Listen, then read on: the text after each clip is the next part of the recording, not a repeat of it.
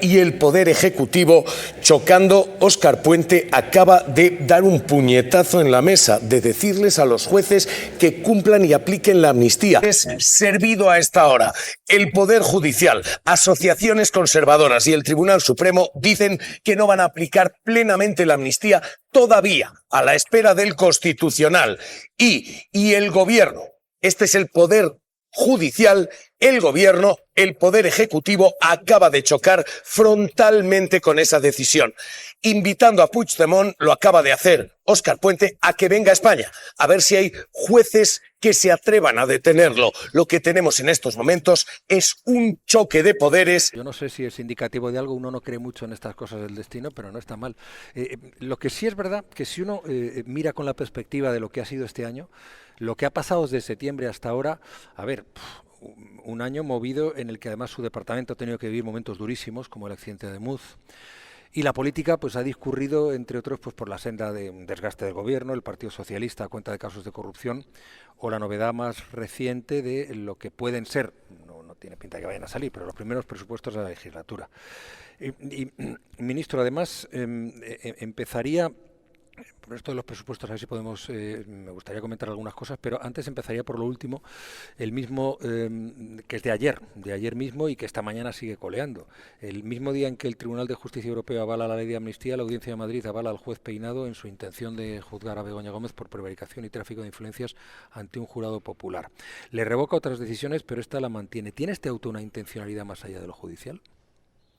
Bueno, no, yo creo que son casualidades, que siempre que se empata en este tipo de situaciones, ¿no?, es fruto de la casualidad. Ayer el Tribunal de Justicia de la Unión Europea dictó una resolución que se esperaba desde hacía mucho tiempo, tenía incluso fecha fijada para el fallo desde hace mucho tiempo, y casualmente una hora después pues tuvimos la noticia de que Begoña se sentará en el banquillo en un tribunal por jurado. Por supuesto que esto es una casualidad, no tiene nada de intencionado.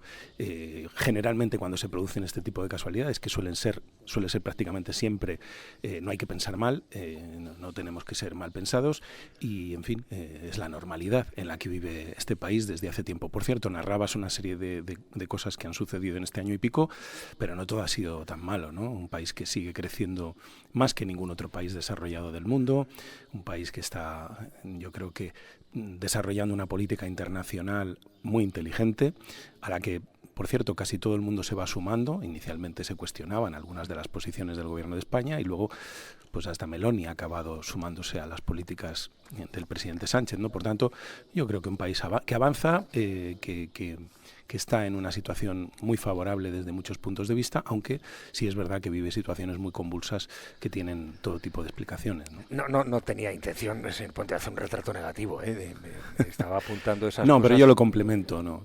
Ya. No, está bien, utilizar la ironía incluso en la política es poco común y seguramente es más saludable, ¿no? Bueno, es que a mí me viene de serie. El otro día leía a alguien en redes que decía que como soy hijo de gallego, pues me pasa esto, ¿no? Que mi retranca, no lo sé. Ya sabe que el sarcasmo debe ser una característica de los gallegos o de sus descendientes, porque hace bien poquito hemos visto a un expresidente del gobierno utilizar el sarcasmo. Bueno, pues esto yo creo que es una característica común a la gente que venimos de allí, ¿no? De una forma u otra. Entonces, si utilizamos sarcasmo autorizamos como animal de compañía, pues no vale lo de la selección francesa que no tiene franceses, pero yo no sé si eso era un sarcasmo o...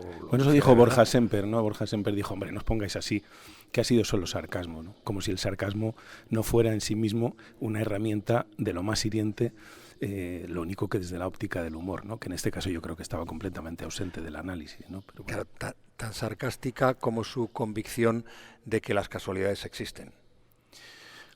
Bueno, yo es que tengo un diagnóstico sobre la situación muy general que sirve de marco para todo lo que está sucediendo en este país, ¿no? Yo creo que desde hace tiempo en este país el pacto de la transición se rompió. Lo rompió esencialmente la derecha de nuestro país, que no respeta las reglas del juego democráticas, que considera que el poder le pertenece por naturaleza y no está dispuesto a aceptar que ese poder sea ejercido por quienes considera los ocupas o los cachicanes de la finca, ¿no? Y a partir de ahí se explican muchas cosas de las que están pasando en nuestro país, ¿no?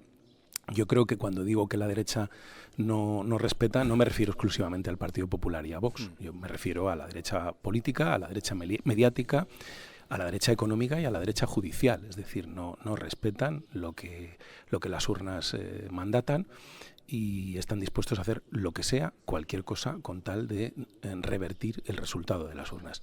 Y a mi juicio esto solo se soluciona de una forma, y seguramente pues tendremos oportunidad de hacerlo el año que viene, que es con un resultado contundente que deje a toda esta gente claro que quien manda en última instancia es el pueblo, no ellos, y que es el pueblo el que toma las decisiones y hay que respetarlas, porque esa es la democracia, esa es su esencia y eso es lo que hay que respetar, ¿no? Pero tenemos que creer en un poder judicial garantista como es el español, ¿o no? Yo es que, vamos a ver, yo creo que creer es como, no sé, decir, creo en la justicia. La justicia es un concepto muy amplio, es un concepto en sí mismo. Además, claro que creo en la justicia. ¿Cómo no voy a creer en la justicia? No, en concreto, el Poder Judicial español, en los tribunales que... Y en el Poder Judicial español, pues lo mismo. Hay en la dinámica judicial española hay una inmensa mayoría de magistrados y de resoluciones que son ajustadas a derecho y que responden a una dinámica puramente legal o jurídica. Y hay otras, afortunadamente una minoría, pero con una relevancia, una trascendencia pública y política enorme por a quienes afectan y qué es lo que persiguen, en las que yo creo que es obligatorio ser crítico, porque no responden a una dinámica puramente jurídica, sino que responden a una intencionalidad política. Esto es así. Ayer hemos visto una sentencia del Tribunal de Justicia de la Unión Europea, dos sentencias. Por cierto, suman 66 folios entre las dos. No han hecho falta 377 folios. Con 66 ha bastado. Como la del hermano de Pedro Sánchez. Con 66 ha bastado, ¿no? Y estas dos sentencias son muy graves, muy graves. No solo por lo que tienen de poner de manifiesto el error jurídico en el que incurre el Tribunal Supremo Español o la Audiencia Nacional a la hora de plantear que la ley de amnistía incumple el derecho comunitario, lo cual no tenía, como dice el Tribunal de Justicia de la Unión Europea, ninguna base. Es que en el fondo lo que esas sentencias están acreditando es que hay una parte del Poder Judicial en España que no respeta la legitimidad del Poder Legislativo. Es decir, que cuestiona la capacidad del Legislativo de decidir cómo regula la vida de nuestro país. Que cree que está por encima del Poder Legislativo, no a un lado, no para controlar, sino para decir qué es lo que se puede o no se puede legislar. Esto lo hemos visto en la sentencia del hermano de Pedro Sánchez, ¿no? en la que un tribunal se pronuncia sobre la idoneidad o no de proveer una plaza determinada en la administración. Es decir, que no hacía falta, decía. Es decir, ahora los tribunales van a decidir cuándo hace falta un puesto en la administración y cuándo no es necesario. Desde luego van a tener muchísimo trabajo si se ponen en ese plan, porque yo les puedo citar cientos de ejemplos. Uno de ellos en mi ciudad. El alcalde actual de Valladolid decidió en un momento determinado que necesitaba un alcalde B, es decir, que necesitaba una persona dedicada full time al ayuntamiento, ya que él está 3 días a la semana en el Senado, y creó una plaza.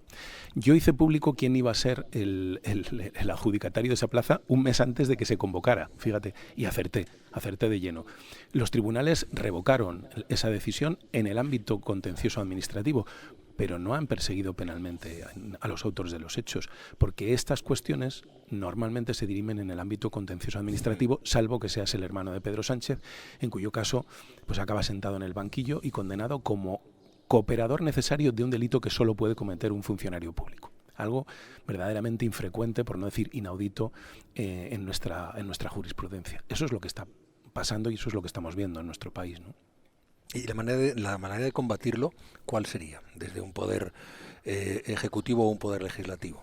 Bueno, hay mucha gente que cree que esto es una cuestión de cambiar al Consejo General del Poder Judicial y no es así.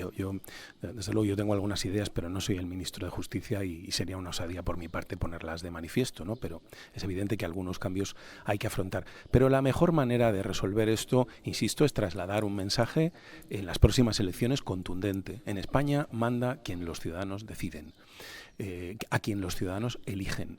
Y ese resultado contundente yo creo que hará reflexionar a muchos y probablemente tendrán que plantearse que si quieren gobernar este país lo que tendrán que hacer es presentar un buen proyecto de país, ofrecerle al país una alternativa, porque claro, Si la alternativa es congelar el salario mínimo, congelar las pensiones, que la gente cobre menos cuando está de baja, pues no pensarán que van a obtener una riada de votos entusiastas en torno a esos proyectos, ¿no?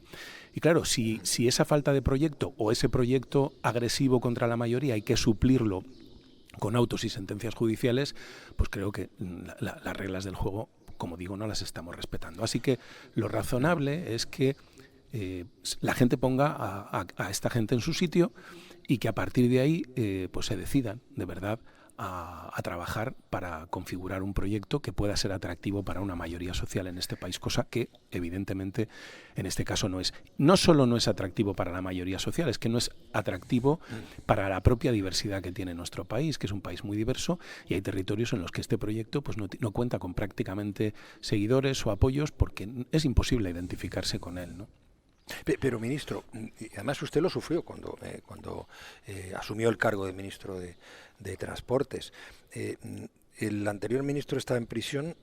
Hoy declara directora general de Guardia Civil por el caso Leire Díez, que trataba de manipular a jueces, fiscales y guardias, y en la trama del secretario de organización de su partido obtenía además comisiones. Es decir, es innegable que hay una corrupción que prende en las estanterías del PSOE. Sí, claro.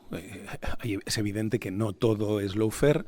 Es evidente que nosotros hemos cometido errores y que créame, y lo decimos, yo lo digo honestamente, nos duelen más a nosotros que a nadie, porque no hay nada que le pueda doler más a un socialista que otro traicione un proyecto honesto. Y lo traiciona en su propio beneficio, pero también yo haría distinciones, ¿eh? Hay un caso que está juzgado y otro que está en plena investigación. Veremos a ver a dónde deriva el que está en plena investigación. Yo, de momento, lo que estoy viendo y lo que estoy escuchando, bueno, pues no me acaba de llevar a ningún tipo de conclusión. Desde luego, si se ha intentado algo con resultado bastante pobre, porque si lo que se intentaba era influir, subvertir, en fin, no sé muy bien lo que se intentaba, los resultados son nefastos. No se ha conseguido absolutamente ninguno, ¿no? Entonces vamos a dejar que se investigue y veremos a ver dónde termina todo, ¿no? Ministro, lo del aval del Tribunal de Justicia de la Unión Europea, que como usted decía, muy relevante, tiene un recorrido político importante. Claro, lo celebró ayer el gobierno, el independentismo también como una victoria, pero de momento no van a cambiar las cosas. Es decir, el Tribunal Constitucional no se va a pronunciar hasta otoño y el Supremo mantiene la euroorden sobre Puigdemont. Yo no sé si esto matiza la satisfacción inicial del gobierno. No sé, no puedo hablar en nombre del gobierno porque no soy el portavoz del gobierno, puedo hablar en mi nombre. A mí no me sorprende, es decir, no me sorprende. Ayer yo, por cierto, hay quien se rasga las vestiduras cada vez que emitimos una crítica en una sentencia. Yo ayer vi hasta 3 jueces en Twitter mostrándose tremendamente duros con la sentencia del Tribunal de Justicia de la Unión Europea. Que es algo, hemos llegado a un punto, ¿no?, en el que yo claro, en fin, conozco muy bien el ámbito judicial porque he ejercido la abogacía 20 años. No recuerdo esto. Yo creo que los jueces siempre han sido tremendamente prudentes a la hora de pronunciarse públicamente, tanto en cuestiones políticas como en cuestiones que atañen a otros tribunales. Es decir, se me hace muy complejo ver a un juez expresando una opinión contraria a una sentencia de otro juez. Se me hace muy difícil de ver, ¿no? Pero ayer incluso vi un comunicado de una asociación de jueces, de la de Francisco de Vitoria, en la que poco menos que venía a decir que muy bien, pero nos vamos a pasar la sentencia por el arco del triunfo, ¿no? Entonces, claro, que luego nos extrañen del análisis que hacemos algunos desde la política, ¿no? A mí me parece tremendamente complicado de entender que la justicia española, en primer lugar, intente incumplir una ley. En segundo lugar, que plantee un conflicto ante la Unión Europea porque esa ley supuestamente vulnera el derecho europeo. Y que cuando el tribunal que tiene que resolver sobre esta cuestión se pronuncia y dice que no afecta al derecho europeo, todavía se sostenga que esa ley no se va a aplicar con carácter inmediato. Yo no soy quien para dar consejos a nadie, pero si yo fuera el señor Puigdemont, yo me plantaba hoy en España, sin ninguna duda. Y creo que eso sería también, por su parte, un gesto de liderazgo político. Porque creo que hay cosas que son insostenibles y creo que hay cosas a las que hay que plantar cara de una vez. Pero en fin, no sé lo que va a hacer. Yo creo que lo tiene a huevo, Pero yo me plantaba hoy en España y que me detengan y que me lleven a prisión. Claro, el gobierno tendría la obligación de detenerlo. Claro, por orden judicial, sí. Pero que me detengan y me lleven a prisión, claro.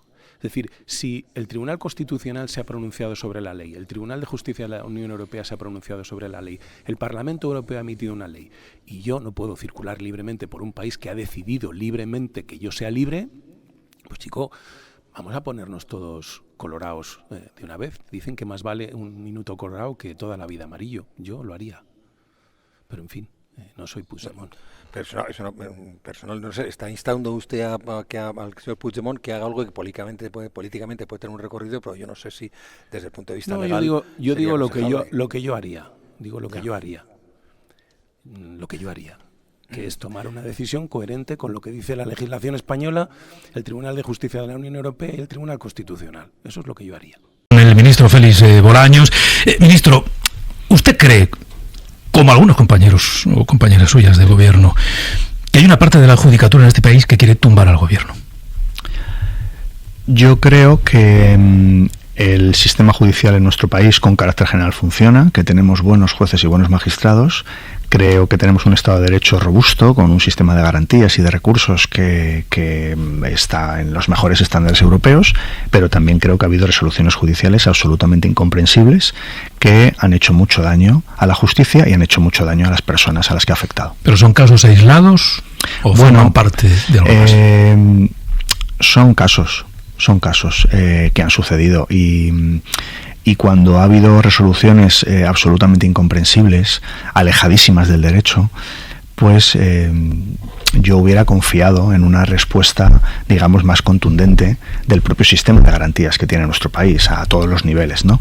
Y sin embargo, bueno, pues en ocasiones no se termina de dar una respuesta contundente y eso supone que haya gente que está sufriendo un daño, bueno, pues no solo en su reputación y en su nombre, sino que están sufriendo daño en su vida en causas donde realmente no hay nada de nada. Claro, que un juez tome decisiones alejadas del derecho, como usted dice, en causas donde no hay nada de nada, es tanto como decir que un juez delinque. Bueno, yo no digo tanto. Yo digo que el sistema debería ser lo suficientemente robusto para cuando hay una resolución judicial incomprensible y alejada del derecho para que se revoque pues en un tiempo muy ágil. Y es verdad que en ocasiones, pues bueno, se va acariciando, pues sí, se revoca, en ocasiones se revocan muchas veces, hay causas donde hay muchas revocaciones por el órgano superior, pero lo cierto y verdad es que, bueno, pues la causa se va diluyendo, se va reduciendo, pero va continuando. Y esto hace daño, y hace daño que a mí como ministro de Justicia es lo que más me preocupa. Por supuesto que me duele que haya gente que esté sufriendo en causas donde no hay nada, pero como ministro de Justicia me preocupa el daño que se está produciendo al nombre y a la reputación de la justicia en nuestro país. Y esto tiene que ver con muchos factores, por supuesto, nada en la vida responde a un único factor, pero quizá el principal es que haya resoluciones judiciales absolutamente incomprensibles y que no haya una respuesta adecuada del sistema de recursos y garantías del Estado de Derecho. ¿En esas causas en las que no hay nada incluye la de Begoña Gómez? Sí. Pese a que la Audiencia de Madrid, con 5 jueces en la sala, haya decidido llevarla a juicio. Bueno, vamos a ver, el auto de ayer de la Audiencia Provincial dice muchas cosas. Yo creo que es una causa que, bueno, pues por el camino se va deshaciendo, porque evidentemente donde no hay nada, pues acabará en nada, ¿no? Y si recuerdan los oyentes de la cadena SER, pues hace 3 meses estaba imputada por 5 delitos y ya ahora mismo pues está por 2 y tenía unas medidas cautelares y ahora no tiene nada. Y no es que nadie pueda estar contento porque una persona que no ha hecho nada pues siga imputado. Nadie puede estar contento por eso. O sea, el objetivo es que obviamente quien no ha hecho nada pues no tenga ninguna consecuencia. Pero yo creo que ayer la Audiencia Provincial lo que dice es, bueno, estamos en una fase inicial, no es el momento, yo me quedo con la frase que pronuncia la propia Audiencia Provincial de no es el momento de hacer una valoración completa, conjunta y en profundidad de la prueba. Estamos en un momento, esto es una instrucción, meros indicios, si puede o no puede ser verosímil, pero no vamos a hacer un análisis completo de la prueba. Cuando se haga un análisis completo de la prueba se demostrará que no hay nada de nada. Y lleva 2 años. Por cierto, esto proviene de una denuncia que se debió inadmitir el primer día. Conviene recordarlo, el primer día. Una organización ultraderechista que persigue a esta señora, a Begoña Gómez, por ser la mujer del presidente del gobierno, por ser progresista, es decir, con un ánimo político, presenta una denuncia con recortes de prensa. Según la jurisprudencia pacífica del Tribunal Supremo, el primer día se tenía que haber inadmitido, no debería haber pasado ni del registro. Y llevan 2 años. Y claro, pues en fin, digamos que la respuesta que aquí ha dado la justicia a un caso absolutamente flagrante donde no hay nada de nada, pues no ha sido una respuesta muy adecuada ni muy contundente.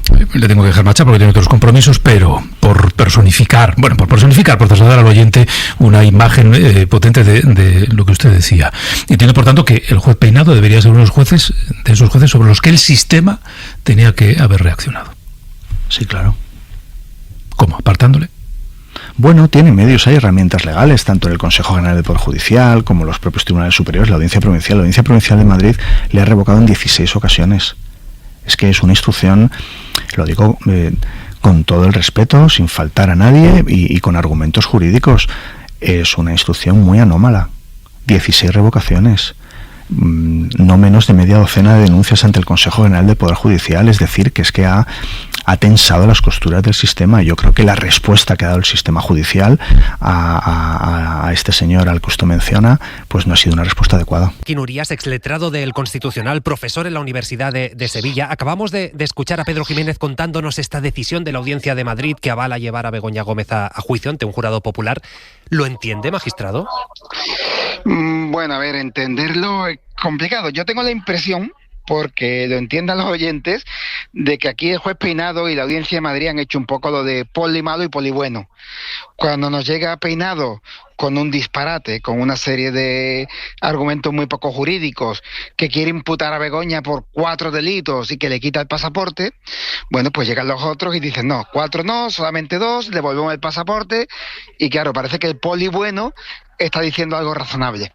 Sin embargo, cuando uno lee la fundamentación de la sentencia, pues realmente no es tan razonable.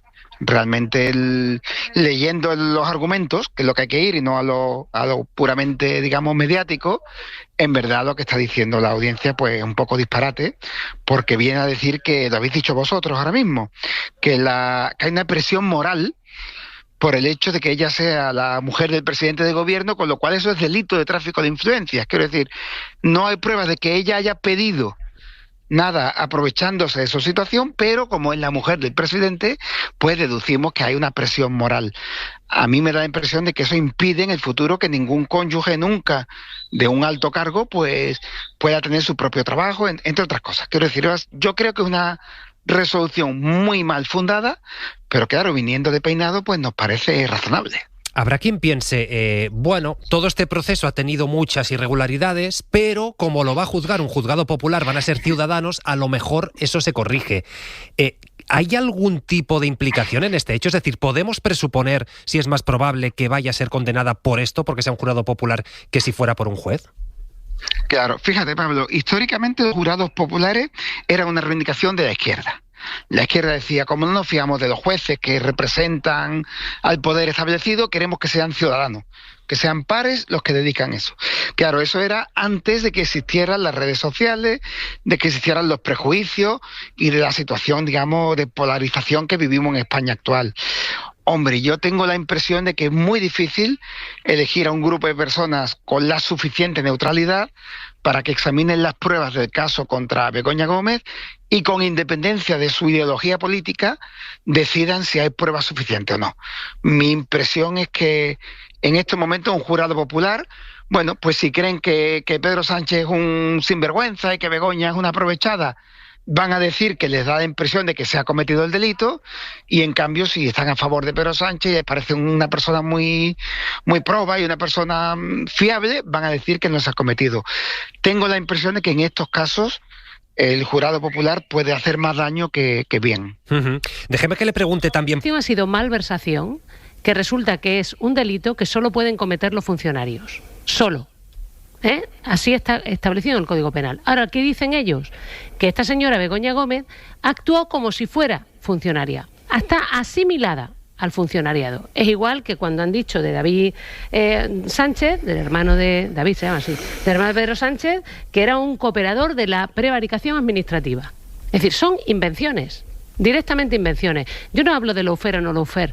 Yo digo que esa tipificación no es correcta. Esto es lo que ha dicho el profesor Urías, con el que estoy completamente de acuerdo, más allá de que dicen algunas cosas del tipo que se deduce indiciariamente que ella, que no había cobrado nada, sin embargo, se beneficia de esa cátedra en la Complutense porque alcanza gran prestigio personal y reputacional y accede a recursos y eventos, considerando que es la mujer del presidente a la que, segunda cuestión, se le adjudica el tráfico de influencias solo por serlo.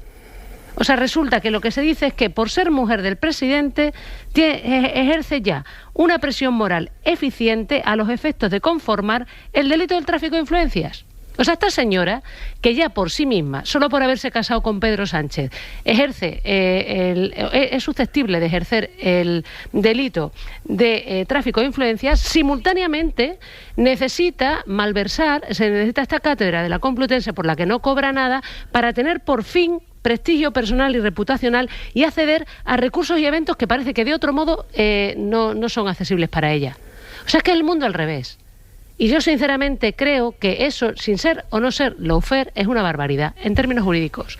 Y es lo que ha dicho aquí el profesor Urías y estoy completamente de acuerdo. A partir de este momento, cualquier mujer de cualquier presidente es eventualmente una enchufada. Haga lo que haga, tendrá que dejar de trabajar. Y tengo que decir además otra cosa más. Respecto de la instrucción aquí del magistrado Peinado. Se le han desbancado dos tipos penales, dos delitos, por razones técnicas, porque ha adjudicado apropiación indebida a Begoña Gómez cuando es un delito que solamente aplica a patrimonios privados, y porque ha adjudicado corrupción en los negocios cuando es un delito que solamente se ejerce en el ámbito del tráfico mercantil entre empresas privadas y por tanto no afecta a la captación de fondos públicos. O sea, este señor ha tipificado, ha adjudicado a Begoña Gómez dos delitos que no podía haber cometido. Pero es que los demás, por eso estoy de acuerdo con Uría, que uno hace de bueno y otro hace de malo, es que los demás en la audiencia también le adjudican dos delitos que no puede haber cometido. Bueno, uno por ser mujer del presidente y la otra porque se asimila a un funcionario sin serlo. Es que, vamos a ver, yo no sé si es lawfare o no lawfare, pero desde luego es bastante sorprendente. Y es que es una cosa que se dice literalmente. Y en el caso, por ejemplo, de David Sánchez, cuando hablaban de cooperador, de prevaricación administrativa de otros, porque claro, como él tampoco era funcionario, pues era en este caso un cooperador. Bueno, pero vamos a ver, o eres funcionario o no eres funcionario. Si eres funcionario, hay una serie de delitos que se te pueden adjudicar y si no lo eres, no se te pueden adjudicar. Punto y pelota, ya está, es muy claro. Pues... Todo lo demás son subterfugios que se están usando de una manera completamente laxa.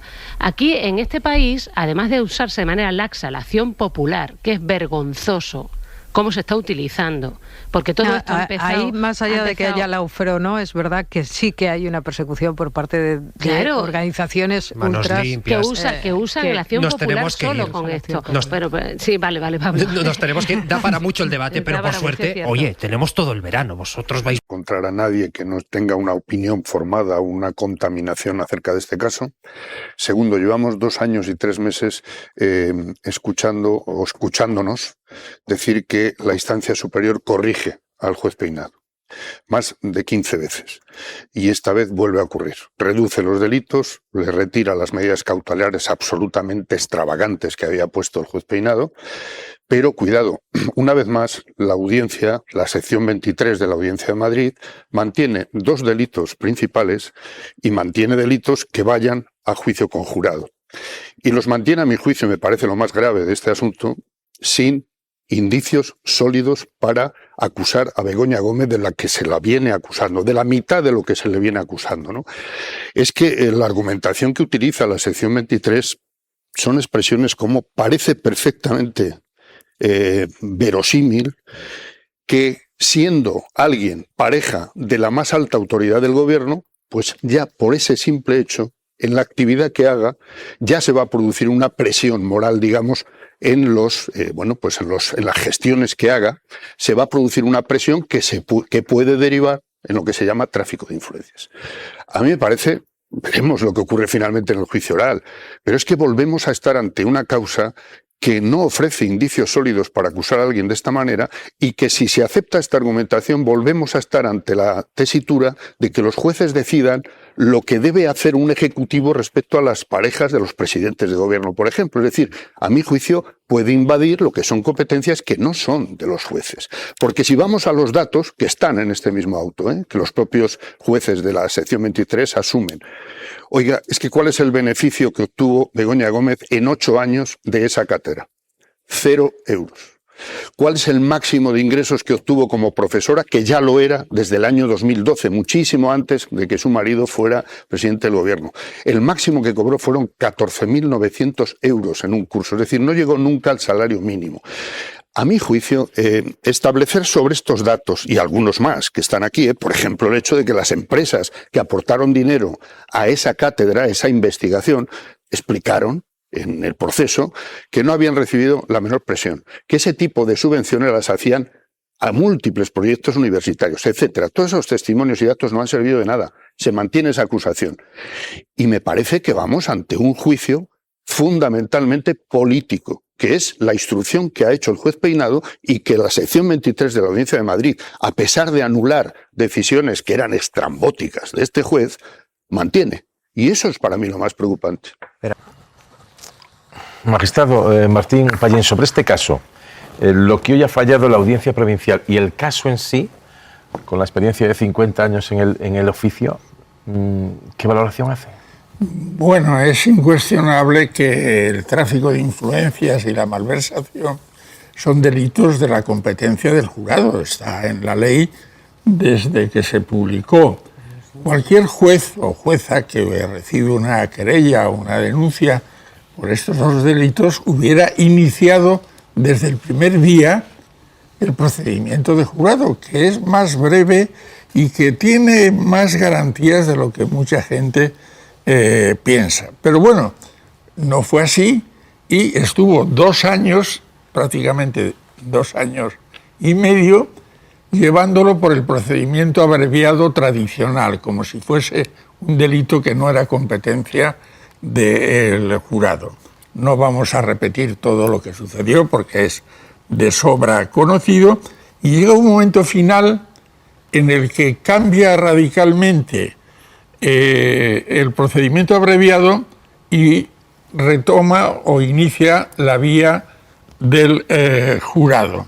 Y esto es lo que ahora la audiencia ante el recurso, la Audiencia Provincial, acaba de confirmar. Yo creo que tenía muy pocas salidas legales para decir que no era competencia del jurado, las cosas como son.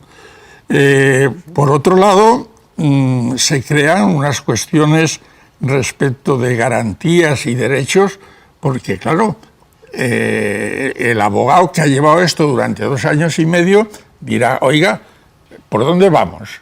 O por el abreviado, volvemos al jurado, ahora quiere usted el jurado, y esto puede dar lugar en su momento a una posible nulidad de todo lo actuado. ¿Y del fondo de la cuestión?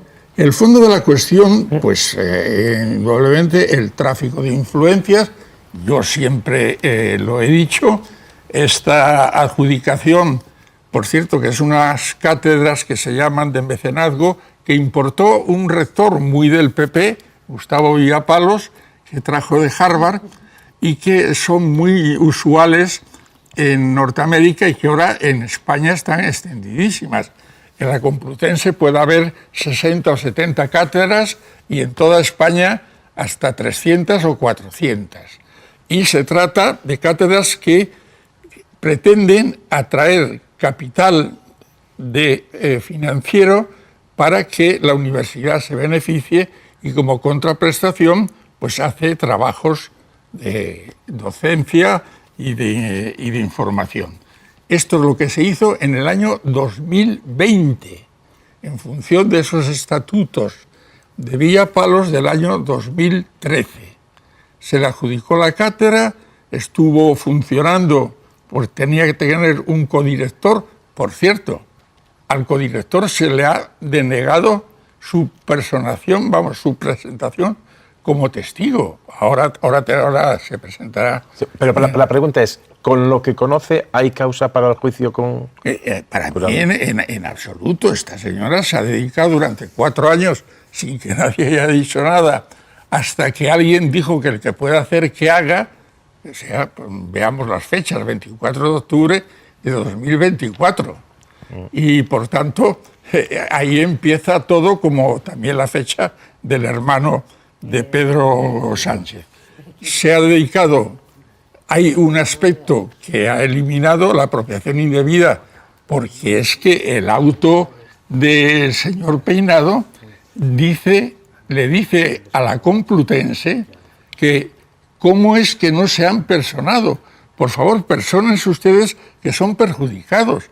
Y claro, la audiencia acaba de ver y dice, pero qué perjuicio tiene, o sea, quitamos el delito de apropiación indebida. Habrá enseguida el turno para todos. Dos expresiones que me han llamado la atención, sin tener ni idea de temas judiciales ni jurídicos, de la resolución que ha tomado la Audiencia Provincial. Una, dice literalmente, creo que es literalmente, la sola relación de parentesco por vínculo matrimonial con la más alta autoridad del Gobierno de la Nación, en determinados contextos y circunstancias, como los que han aquí analizados, puede comportar una presión moral eficiente a efectos de conformar el delito de tráfico de influencias. Y también dice, no parece que pueda negarse con plena certeza que se ejercía una presión moral suficiente como para mover la voluntad de la autoridad académica de la Universidad Complutense de Madrid.